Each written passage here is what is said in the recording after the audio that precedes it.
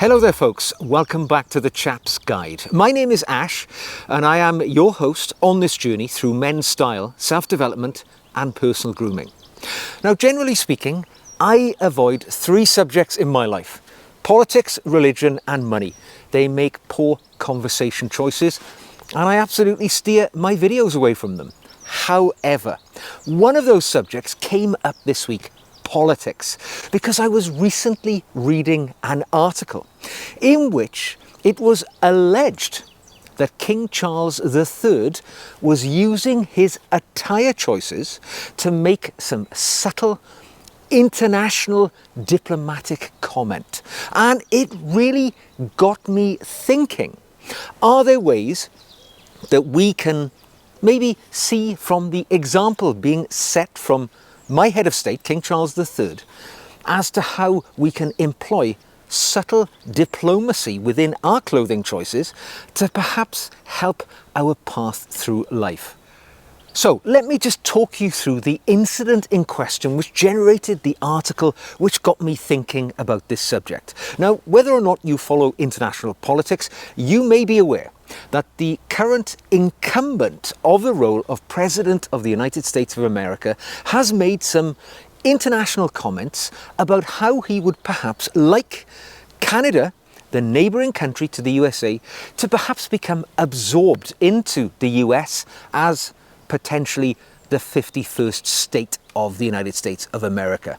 Now, understandably, this has made many people in Canada, which is of course a sovereign nation, feel somewhat vulnerable, somewhat concerned of the intentions of their much larger, much more powerful neighbour, the United States of America.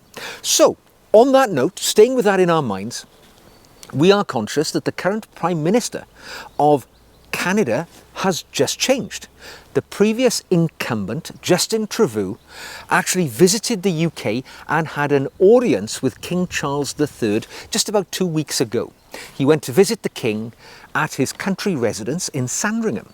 And I guess it was the normal sort of situation. He's tendering his resignation to King Charles, as of course King Charles is an entirely separate entity, but he is the head of state as King of Canada, in the same way he's the King of the United Kingdom, the King of Australia, the King of New Zealand as well, and a number of other realms. So Justin Trudeau went to visit the King, tenders his resignation, and obviously he has a chat about how the Canadian people are feeling their slight sense of vulnerability at the moment.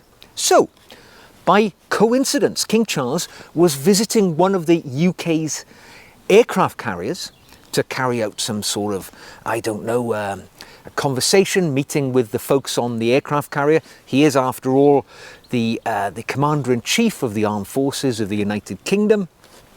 And on his visit to the aircraft carrier HMS Prince of Wales, it was noted he was wearing his Royal Navy uniform. And a lot of political commentators noticed that it seemed that he was wearing all of his Canadian honours as King of Canada in the medal ribbons which were upon his Admiral's uniform. And people took this to be the King exercising some subtle diplomacy to demonstrate to his Canadian subjects that he is in unity with them, and obviously he's looking after their interests. I've got to put a real point out there. I believe, factually, this wasn't the case, all right? I think the King was wearing his normal Admiral's uniform, and on that uniform, you will see amongst his ribbons, he is displaying his British honours, his Canadian ones, but also his Australian honours and his New Zealand honours. These are just the ribbons which go with his outfit as head of state for all of those countries. So I'm just going to sort of disabuse you of the opinion that he's wearing them specifically for Canada. I don't believe that was the case. That is his normal uniform, but it did get me thinking. If people around the world could see from his uniform that he was exercising his sartorial observation on the world by showing people that he is in unity with them by wearing such a small thing as a ribbon on his uniform, how can we as intentionally well-dressed men use similar subtle cues for diplomatic effect in our normal lives. Now, I know we're not operating on a world stage. We are not heads of state. We are leading our small little lives, though, aren't we? And there are situations where we can learn, in fact, from the way King Charles uses his clothing almost as a diplomatic weapon. And we can learn from that and employ it in our lives. Now, it's worth pointing out that I don't think clothing has never just been fabric which is draped over the body. It has always had diplomatic power. It can be weaponized to demonstrate one's prestige, one's authority, one's position. I mean, you can look right back as far as maybe the Roman Empire, where purple was reserved as a colour for people in leadership, maybe even Caesar, the head of state, because purple was a colour difficult to achieve at that time when clothing was hard to dye different colours. So right back, thousands of years ago, clothing has always been a physical manifestation of somebody's position in the world, and sometimes a message which they are trying to put across. Now, King Charles, like all his predecessors in royal status, heads of state, prime ministers, presidents, whomever they may be, he knows that his clothing choices are not just arbitrary. They have the power to be a unifying force to people, to tell people we're in this together, to demonstrate kinship, clanship, friendship. It has a great deal of power. It can bring nations together. It can push nations apart simply by one's wardrobe choices. Now, King Charles, it is fair to say, has always been a very, very sartorial man. Right from the beginning. I think he learned this from his very dapper father, Prince Philip, and it's expanded throughout his life. To give you an example, the first warrant that he ever issued when he was able to do so as Prince of Wales was to the famous bespoke shirt maker Turnbull and Asser on Jermyn Street. And he has gone through life bestowing his royal warrant on companies and artisan manufacturers who follow his sartorial path. So absolutely, he knows the power of clothing. I'm just going to give you 3 swift examples of perhaps how we can learn from the king's use of his wardrobe as a unifying force. Firstly, let's think about national attire. Now the king, obviously, he's the King of Scotland by virtue of being King of the United Kingdom. But there is a separate crown in Scotland. He is King of Scotland separately. When in Scotland, attending to matters of state in that part of his realm, you will note, where possible, the king will always leverage his Scottish roots by wearing Scottish national dress. He will wear a kilt, and he reinforces his kinship and clanship with the people of Scotland by dressing in the clothing which they see as their national attire. He wears the tartan, the Balmoral tartan, which is in effect, the royal tartan in Scotland. And this means a great deal to Scottish people when they see their king wearing their globally renowned item of clothing, the kilt, and all the other accessories and accoutrements that go along with that. There is that sense of bonding.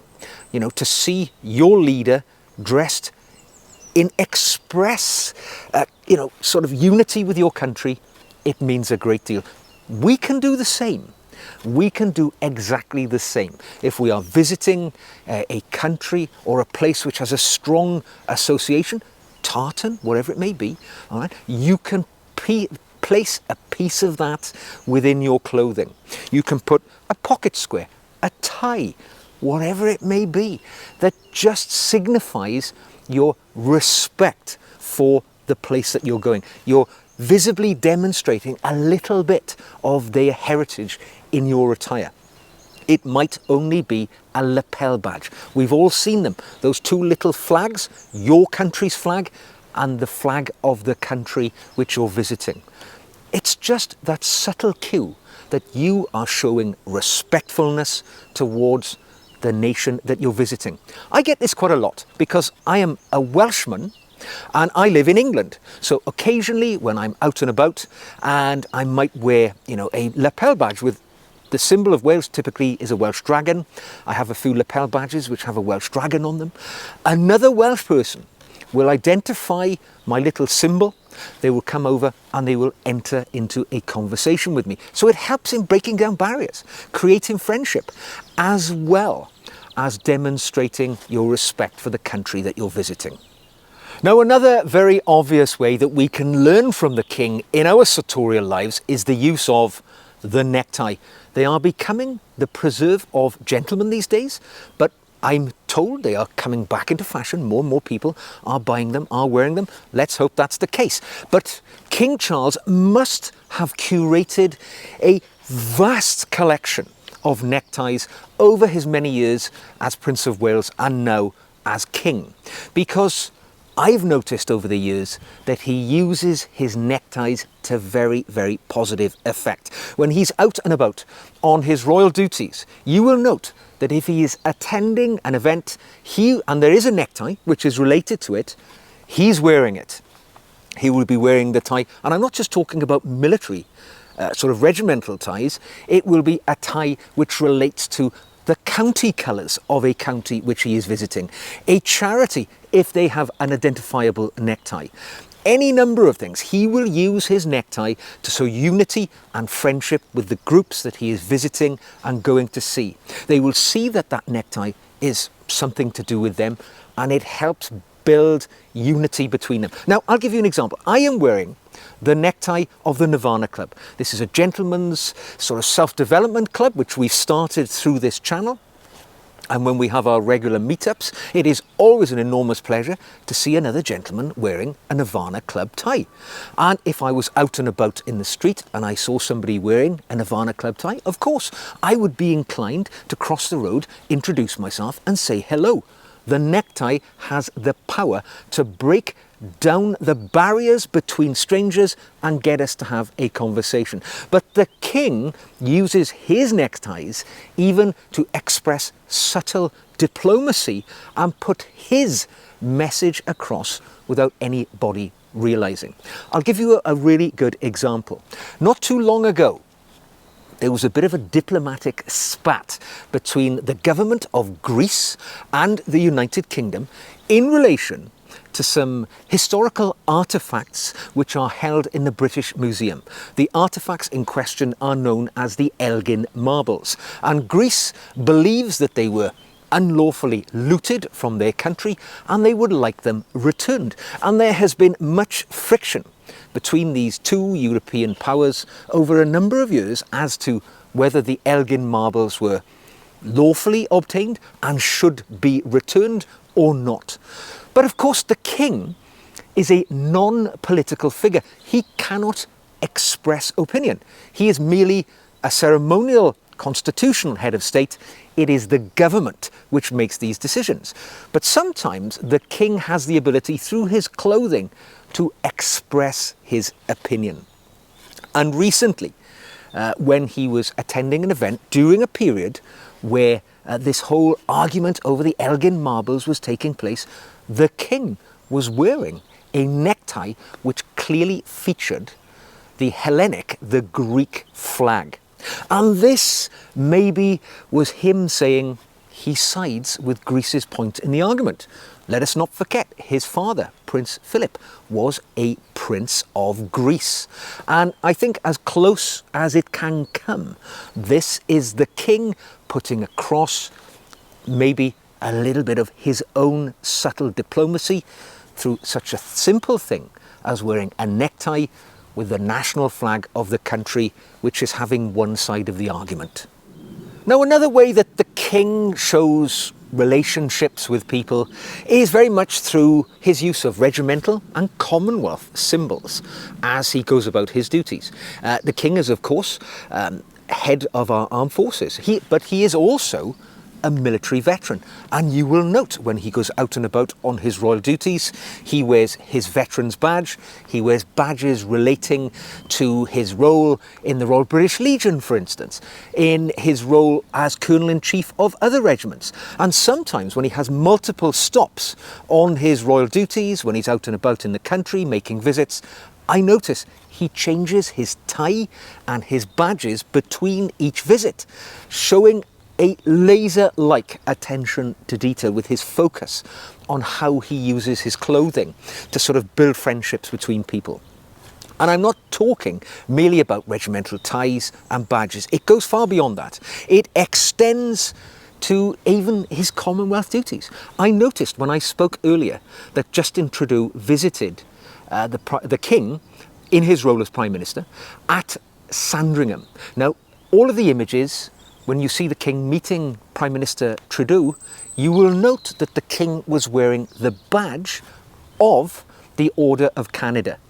He was at home in his sort of country retreat, and yet he'd obviously put on the badge relevant to his Canadian role, to show to the Canadian Prime Minister, you know, I know I'm here today, even though we're in another country, not your country as Prime Minister, but we are here and I am here as your head of state, as King of Canada. He's wearing the little badge, which makes that very, very obvious.